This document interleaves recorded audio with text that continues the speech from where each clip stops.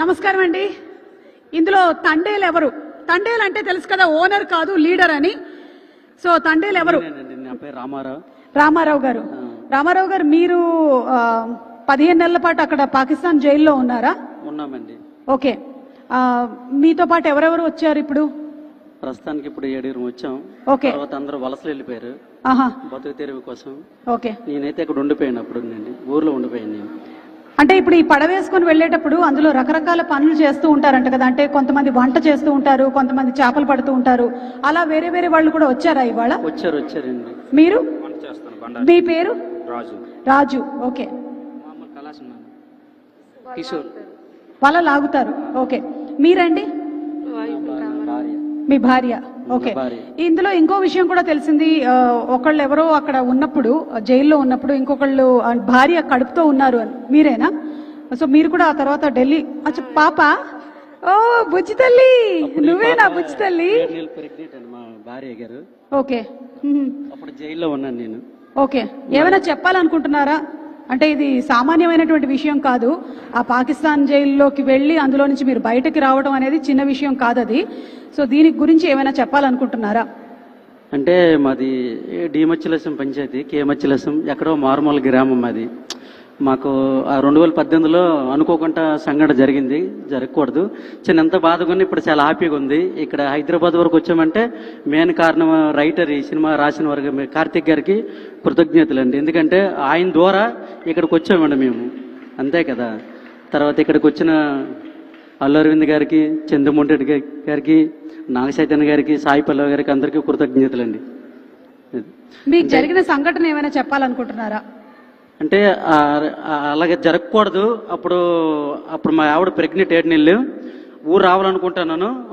ముందే ఫోన్లో మాట్లాడుకుని వెళ్ళాను. అంటే ఇదే లాస్ట్ ట్రిప్, నేను సెలవు మీద వస్తాను 4 రోజులు అని చెప్పేసి ఆటకి వెళ్ళాను. నేను వెళ్ళేటప్పటికి 29 రోజులు అయిపోయింది. ఒక్కరోజు ముందు కళాశాల బండరు కూడా ఐస్ అయిపోయింది. చేపల మీద వేయడానికి ఐస్ కూడా లేదు. నువ్వు ఉంటానంటే ముందుపడి పడతాను, వద్దు వెళ్ళిపోతావు నాకు చెప్పారు వాళ్ళు.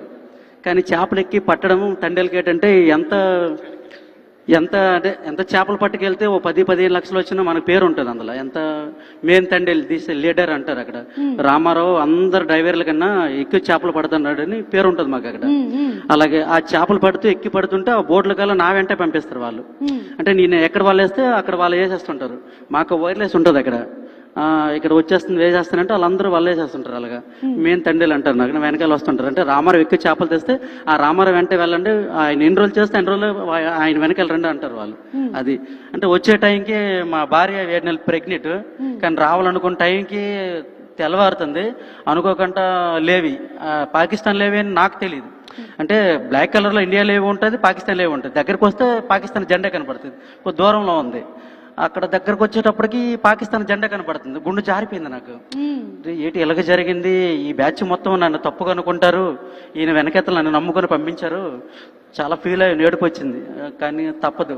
అప్పుడు వీళ్ళకి ధైర్యం చెప్తే అలాగా ఈవిడ కూడా తెలియదు పాప. మాకు అక్కడ తీసుకెళ్ళిపోయి ఒక 20 కిలోమీటర్ దూరంలో వదిలేశారు అక్కడ. అంటే మీరు తినండి, మీకు వదిలి ఇడిచిపెట్టేస్తామని చెప్పారు వాళ్ళు. కానీ మీకు మా బట్టలు టీవీ లేకుండా బోట్లో టీవీలు ఉంటాయి చూడడానికి. అప్పుడప్పుడు కాలుగున్నోడు వేసుకుంటాం టైంపాస్కి.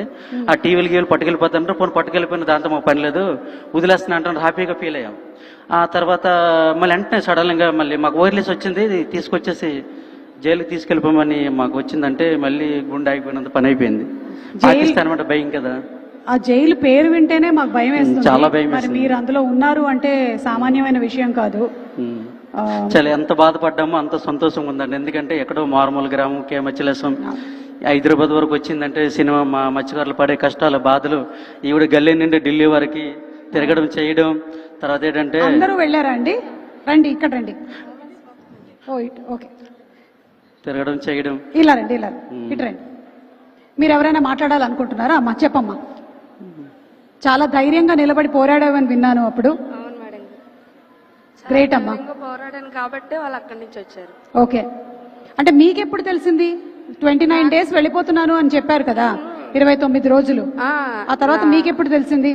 నాకంటే 29 డేస్ అయ్యాయి. అతను వేటలోకి వెళ్ళి చెప్పారులే ముందే డెలివరీకి వస్తానని. చెప్పిన తర్వాత 29 డేస్ అయ్యాయి. రేపు 30 డేస్ కదా, వస్తారు అనేసి మొబైల్ చేతితో పట్టుకొని చూస్తాను నేను బట్టి ఫోన్ వస్తుంది మాకు. వస్తాను జట్టికి అని ఒక ఫోన్ వస్తుంది.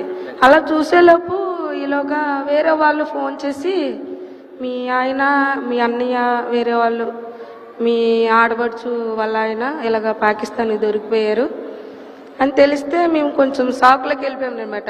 పాకిస్తాన్ ఏంటి, అసలు పాకిస్తాన్ అని పేరింటేనే మనకు భయం వేస్తుంది, అలాంటిది పాకిస్తాన్ దొరికిపోయారంటే ఇంకా భయం వేస్తుంది కదా. అలా అని కొంచెం షాక్లోకి వెళ్ళిపోయాను. ఈలోగా తర్వాత ఇలాగ దొరికిపోయారు, కరాచీ జైల్లో వేస్తారు, ఇక మరి రారు అన్నట్టు ఇలాగ తెలిసాయి. కానీ మా ధైర్యం కోల్పోలేదు మేము.